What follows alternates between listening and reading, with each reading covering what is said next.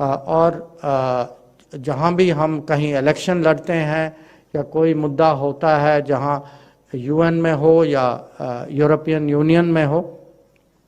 Normally जो है Cyprus हमारा साथ देता है। और हमारे अगर कुछ वहाँ आपस में इस इशू पे कोई बातचीत हो तो आमतौर पे साइप्रस जो है भारत का पक्ष लेता है। तो हम लोग हमारी बातचीत में ये पॉलिटिकल कोऑपरेशन को कैसे आगे बढ़ाएं, इस पे भी हमने बहुत बल दिया। और मैं आपको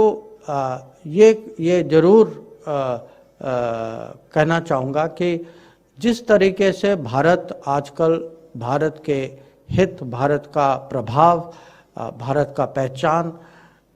ये जो है दुनिया में बढ़ रहा है। और ये जो है आप इस रीजन में भी देखेंगे। ये आज तो मैं साइप्रस में ये आपको बता रहा हूँ, पर यही चीज़ अगर आप हमारे रिश्ते ग्रीस के साथ देखें या इटली के साथ देखें या पोर्चुगल के साथ देखें या इजिप्ट के राष्ट्रपति जो हैं वो 26 जनवरी को चीफ गेस्ट के रूप में आएंगे भारत। तो पूरे मेडिटेरेनियन में आजकल जो है भारत की जो मैं कहूँगा एक किस्म से भारत की पॉलिटिकल प्रेजेंस और इकोनॉमिक प्रेजेंस जो है ये बढ़ रही है। और इसमें साइप्रस जैसे दोस्त देश का इसका बहुत महत्व है, क्योंकि हर देश चाहेगा कि किसी भी रीजन में कुछ ऐसे बहुत रिलायबल फ्रेंड्स और पार्टनर्स हों जिस पे हम विश्वास कर सकें, जिस पे हम निर्भर कर सकें, और उनको एक किस्म से फाउंडेशन बना के पूरे रीजन की हम प्लानिंग बनाएं। तो ये मोटा मोटा मैंने सोचा कि जो हमारे द्विपक्षीय संबंध जो हैं उसके बारे में आप लोगों को थोड़ा इस पे समझाऊं और आपको मेरे इस यात्रा के बारे में भी बताऊं। तो मुझे थोड़ा बहुत अब भारत के बारे में कुछ कहने दीजिए, क्योंकि वहीं से मैं आया हूं और मुझे पता है कि जो हमारी समुदाय जो देश के बाहर है उनका ध्यान हर वक्त भारत में ही होता है। और आजकल हम उस दुनिया में रह रहे हैं कि आप सुबह उठते हैं, सबसे पहले मुझे लगता है कि पहली खबर जो है आप घर की खबर ही देखेंगे। और ये परिवर्तन, क्योंकि जब पहली बार जब हम लोग बाहर गए थे, और ये करीब 45 साल पहले बाहर गए थे, उस समय जब तक हमारे न्यूज़पेपर्स नहीं आते थे और वो हफ्ते में एक बार आते थे,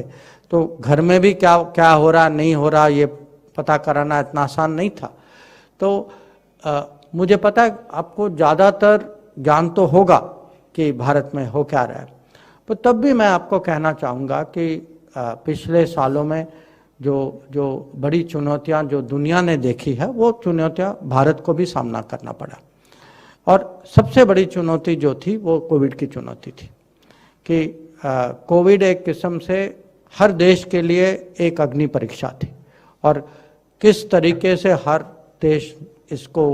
उन्होंने सामना किया वो अब दिखाई दे रहा है। क्योंकि उस समय जो कोविड के बीच में थे, ये कहना बहुत आसान था कि इनकी परफॉर्मेंस अच्छी थी, इनकी नीति ठीक थी, उनकी ठीक नहीं थी, पर अब कुछ समय बाद अब दिखाई दे रहा है कि वो कौन से देश थे जिन्होंने अपना वैक्सीनेशन करवाया, जिनके हेल्थ सिस्टम ने जल्दी से वो ऐसी प्रक्रिया खड़ी की कि जो कोविड का जो ट्रीटमेंट जो था, कोविड के सेंटर्स जो थे, कोविड की दवाइयाँ जो थी,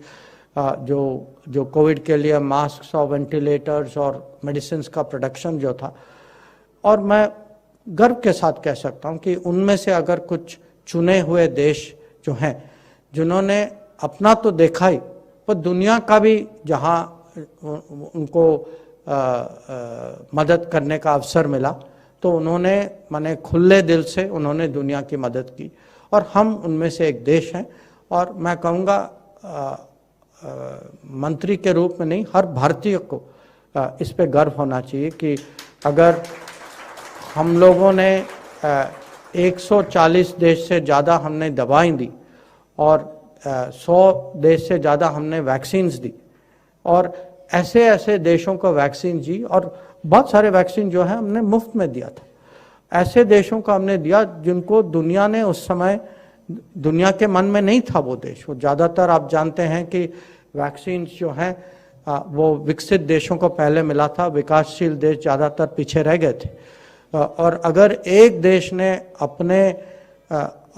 माने अकेला उस सिचुएशन को एक किस्म से संभालने की कोशिश की, तो मैं कह सकता हूं कि भारत ये एक देश था। तो कोविड की चुनौती जो है हमने हमें लगता है कि जो पिछले 3 साल जो है हम उसको संभाल पाए। भारत में 2 बिलियन से ज़्यादा वैक्सीन लग चुकी हैं और अब बहुत लोगों को बूस्टर शॉट भी मिल रहा है।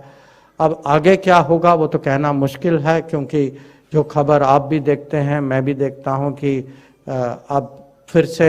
थोड़ी सी चिंता शुरू हो गई है कोविड के बारे में। अब देखते हैं, पर मुझे पूरा विश्वास है कि भारत में जो करना है मोदी सरकार जो है जैसे पहले भी कर पाई थी वो चुनौती का बिल्कुल दृढ़ता के साथ, सफलता के साथ वो सामना कर सकती है। दूसरी चुनौती जो है कोविड के कारण हर जगह, हर देश में, और ये आपने साइप्रस में भी देखा होगा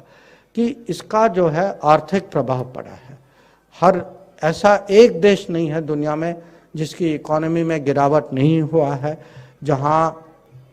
रोजगारी पे इसका प्रभाव नहीं है, जहाँ अलग। तो हेल्थ के अलावा जो इसका इकोनॉमिक डैमेज जो हुआ है, ये बहुत दुनिया के लिए ये बहुत एक कठिन चुनौती है। और इसका कोई ऐसा सुझाव नहीं है जो तुरंत हो या जो जल्दी में हो। तो ये अभी जो है दुनिया, मैं कह सकता हूँ, एक रिकवरी पाथ पर है। और रिकवरी पाथ में बहुत सारे देश हैं जिनका जीडीपी जो है कोविड के पहले अगर आप कंपेयर करें तो उनका जीडीपी काफ़ी गिर गया है। उनके ग्रोथ रेट्स भी बहुत गिरे हैं, बहुत स्लो डाउन हुए हैं। और उनमें से बड़े इकोनॉमी में से भारत एक देश है जो अभी भी हमारी अपेक्षा है कि इस साल हमें 6.5 और 7% के बीच में हम ग्रोथ रेट देख पाएंगे। और इसका कारण है कि इन 3 सालों में जब ज़्यादातर दुनिया एक किस्म से रिएक्टिव पोस्चर में थी, बहुत सारे देशों ने, अब कुछ लोगों ने ये टर्म सुना होगा क्वांटिटेटिव ईजिंग, जो विकसित देश जो हैं उन्होंने पैसा और छापा, उन्होंने एक किस्म से उनकी फाइनेंशियल पॉलिसीज़ जो थी